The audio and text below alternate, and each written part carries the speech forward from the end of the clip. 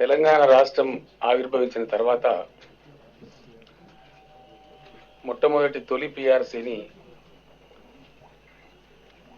Implement చేయాలని చెప్పి ప్రభుత్వం నిర్ణయం తీసుకున్నది. ఈ పిఆర్సీ తెలంగాణ రాష్ట్ర సాధనలో కూడా తెలంగాణ ఉద్యోగుల పాత్ర చరిత్రాత్మకమైనటువంటిది. వాళ్ళు ఎటువంటి దీనికి విరవకుండా సకల జనుల సమ్మె లాంటి అద్భుతమైన సమ్మెలు కూడా చేసి రాష్ట్ర సాధనలో అగ్రభాగాన్ని నిలిచి విరవకుండా వారు పోరాడిన విషయం సమాజం అందరికీ కూడా తెలుసు. చాలా సందర్భాలలో వాళ్ళ మీద ఏసీబీ కేసులు పెట్టినా, అనవసరంగా ట్రాన్స్ఫర్లు చేసినా, మెమోలు ఇచ్చినా, ఉన్నతాధికారులు పిలిచి బెదిరించినా, కొన్ని సందర్భాల్లో కేసులు పెట్టినా కూడా భయపడకుండా రాష్ట్ర సాధన కోసం అందరం కలిసి పురోగమించాం. కాబట్టి అందులో మా ఉద్యోగుల పాత్ర చాలా గణనీయమైనది. కాబట్టి వారికి ఉన్నంతలో ఆర్థిక వెసులుబాటును చూసుకుని పూర్తి స్థాయిలో సంప్రదింపులు జరపాలని చెప్పి ప్రభుత్వం నిర్ణయించింది. ఆర్థిక శాఖ మంత్రి రాజేందర్ గారు, అట్లనే ఆర్థిక శాఖ ముఖ్య కార్యదర్శి గౌరవనీయులు నాగిరెడ్డి గారు, శివశంకర్ గారు, రామకృష్ణారావు గారు చర్చలు జరిపారు. కొన్ని చిన్న చిన్న అబరేషన్స్ ఉండే. ఆ తర్వాత ప్రభుత్వ special chief secretary Pradeep Chandra గారి అధ్యక్షతన ఒక కమిటీని వేసి లోతుపాతులు మాట్లాడమని రిక్వెస్ట్ చేయడం జరిగింది. ప్రదీప్ చంద్ర గారు కూడా 2-3 దఫాలుగా వాళ్ళతో చర్చలు జరిపారు. నిన్ననే ఒక ప్రిలిమినరీ ఇట్లా పోతే బాగుంటుంది, గవర్నమెంట్ డైరెక్షన్ తీసుకుంటే బాగుంటుంది అని చెప్పారు. అది కాకుండా టైం, ఎందుకంటే మనకు ఎమ్మెల్సీ ఎన్నికలు చాలా ఖాళీగా ఉన్నాయి, చాలా పోస్టులు ఖాళీ కాబోతా ఉన్నాయి, కొందరు రిటైర్ అవుతా ఉన్నారు, రకరకాల వేకెన్సీలు రాబోతా ఉన్నాయి. నిన్ననే ఎలక్షన్ కమిషన్ ఆఫ్ ఇండియా వాళ్ళు మన లెజిస్లేచర్ పార్టీ సెక్రటరీ సదారాం గారిని అడిగారు, ఇక్కడ రిటర్నింగ్ ఆఫీసర్ని, అసిస్టెంట్ రిటర్నింగ్ ఆఫీసర్ని ఎన్నికల నిర్వహణ కోసం గాను మీరు సూచించండి అని చెప్పి అడిగారు. అంటే ఒకసారి సూచన ఇవ్వడం జరిగితే ఏ క్షణానైనా సరే వాళ్ళు ఎలక్షన్ కూడా నోటిఫై చేసే ఆస్కారం ఉంటుంది. ఒకవేళ అట్లా నోటిఫై చేసినట్టయితే దాదాపు మళ్ళీ ఏప్రిల్ దాకా ఎన్నికలు ముగిసిపోయేదాకా ఇబ్బందులు వస్తాయి. కాబట్టి ఈరోజు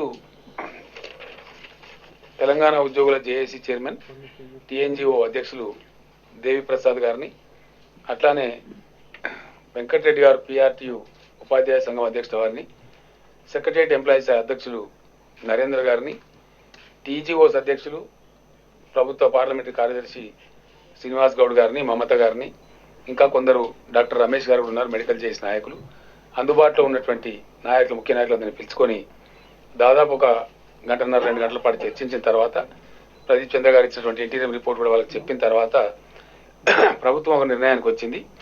ఈ తరంకు వస్తున్నటువంటి ఈ నోటిఫికేషన్ ఏదైతే ఉందో అది ఇబ్బంది కలిగించేటువంటి పరిస్థితి ఉంది, అది మంచిది కాదు, ఉద్యోగులు ఇంకా వెయిటింగ్లో పెట్టడం కరెక్ట్ కాదనే ఉద్దేశంతో ఒక డెసిషన్ తీసుకున్నాం. ఉద్యోగస్తులందరికీ శుభవార్త. గత చరిత్రలో ఎప్పుడు లేని విధంగా తెలంగాణ రాష్ట్రంలో పిఆర్సీ వాళ్ళ యొక్క వెయిటేజ్ ఏదైతే ఉందో వాళ్ళు అడుగుతున్నటువంటిది 43%గా డిక్లేర్ చేయడం జరిగింది.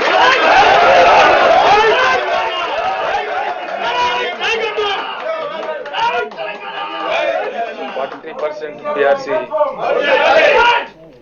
ఇవ్వడం జరుగుతుంది. ఇది అమలు తెలంగాణ రాష్ట్రం ఆవిర్భవించినప్పటి 2 జూన్ నుంచి ముందుకు వస్తుంది. ఈ అరియర్స్ ఏవైతే ఉన్నాయో 2 జూన్ నుంచి చెల్లాల్సినటువంటి అరియర్స్ ఏవైతే ఉంటాయో ఉద్యోగుల యొక్క జీపీఎఫ్ లో దాన్ని జమ చేయడం జరుగుతుంది. మెచ్యూరిటీలో దాని వాళ్ళు మంచి 8.5% ఇంట్రెస్ట్ కూడా అక్కడ వస్తుంది. కాబట్టి మా ఉద్యోగులకు లాభం జరుగుతున్న ఉద్దేశంతో జీపీఎఫ్ లో జమ చేసి వాళ్లకు లాభం చేయాలని చెప్పి నిర్ణయించడం జరిగింది. దీని అమలు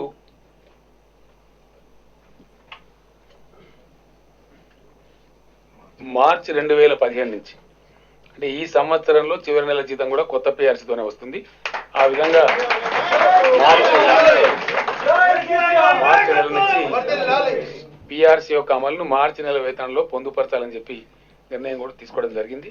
దీనికి సంబంధించి ఆర్థిక శాఖ ఈ రోజు లేదా రేపు ఉదయం ఉత్తర్వులు జారీ చేస్తారు. నాకు తెలిసినంత మటుకు లక్ష్మీవారం కాబట్టి రేపు ఉదయం చేస్తే బాగుంటుంది. జీవో ఇది ఫైనాన్స్ సంబంధించిన మాట కాబట్టి రేపు ఉదయం శుక్రవారం రోజున మంచి రోజు కాబట్టి పొద్దున్నే ఉత్తర్వులు కూడా జారీ చేస్తారు.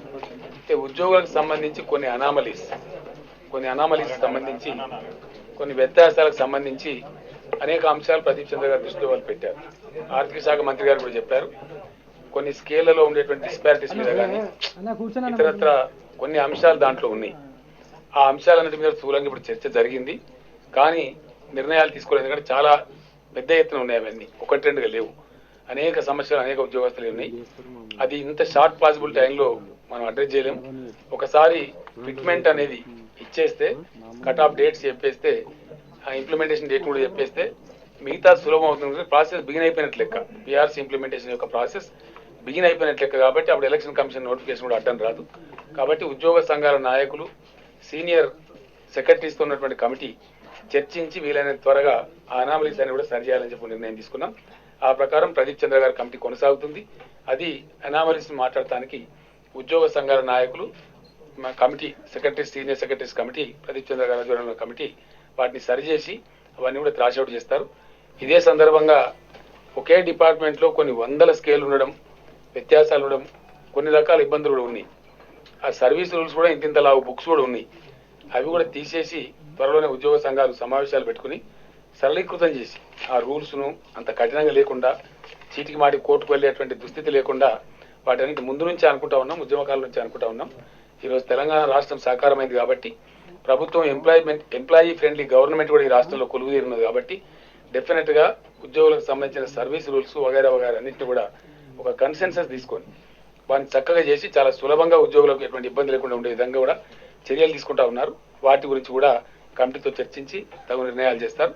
అది ఉద్యోగులు ఇచ్చే సూచనల మేరకు ఆ సర్వీస్ రూల్స్ కూడా పొందుపరచడం జరుగుతుందని తెలియజేస్తా ఉన్నారు.